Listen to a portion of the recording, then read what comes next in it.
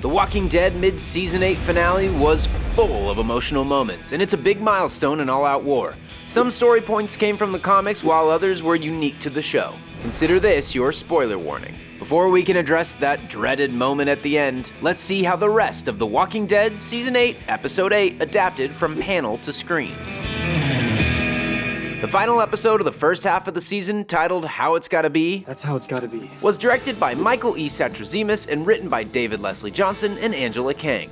The beginning of the episode is quite different from the comics. Rick's quick retreat from the front of the sanctuary doesn't occur in the comics because Jadis' community doesn't exist. Carol is dead long before All Out War in the book, and Jerry doesn't exist. Enid and Aaron's excursion to try to convince Oceanside to help them doesn't happen either, which means Enid doesn't shoot a poor old woman. But now, let's get to the good stuff. Part 1 of All Out War in the comics ends with Negan bombing the friggin' shit out of Alexandria. Fittingly enough, the mid-season finale features that same scene. Sort of. Here's how it all played out. In issue number 119, Rick holds a meeting in Alexandria's church to discuss how to defeat Negan when suddenly, kaboom, the windows explode. Rick hurries up the hill and sees Negan standing on the hood of his truck demanding to see him. Rick hides and Negan gets impatient, so he brings out an undead Holly with a bag on her head. Like we mentioned last week, this sounds familiar because a parallel death happened in the show with Sasha.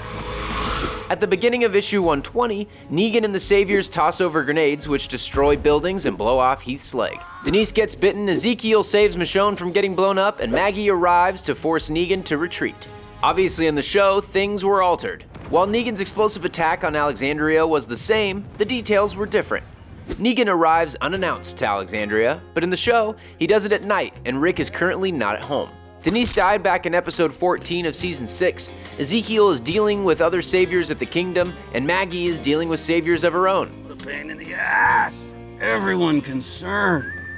Over here, let's bring it on home to Alexandria. Holy shit! Instead of Rick responding to Negan's arrival, it's Carl who rushes up the fence to see what's going on. Everybody hold your fire, it's Carl. Carl offers to sacrifice himself so no one else gets hurt, and Negan almost agrees to it. Then Daryl causes a distraction, Carl bails, and Negan is forced to bomb Alexandria.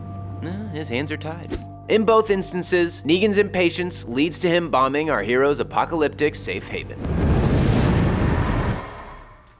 As we mentioned previously, Carl plays a much bigger role during Negan's attack in the show than he does in the comics. But before we get to Carl, we cut to Dwight's full emergence as a part of Alexandria's cause, which is very similar to the comics. In both iterations, Dwight betrays his fellow saviors during Negan's raid on the survivors. In issue 120, he shoots several saviors outside of the walls of Alexandria. Jesus notices this and can't believe what the heck he's seeing. In the show, Dwight pursues Daryl, Rosita, and Tara on the road and then shoots and kills his savior comrades in his biggest betrayal move yet. With Negan's attack successful and the survivors hunkered down in the sewers, it's time to get back to the character of the hour, Carl Grimes. This is my show. You said it. During the major attack on Alexandria in issue 119, Carl holes up with Andrea, who's still alive and plays a mother figure to him rather than Michonne. Rick then evacuates them from the house, and the three of them run through Alexandria until a grenade explodes behind them, knocking Carl unconscious. A similar explosion happens in the show with Carl getting knocked off of his feet, but his father and Michonne are not with him. Rick then rushes him to Denise for medical attention. Despite his wounds, Carl makes a full recovery because in the comics, he does not get bitten. But in the show, however, Carl deals with the worst of fates.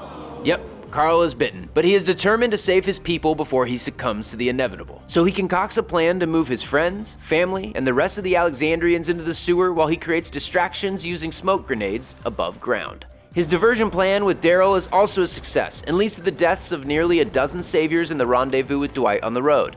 Unfortunately, Carl gradually becomes weaker and weaker and is forced to join his friends in the sewer, where he reveals his bite wound to Rick and Michonne.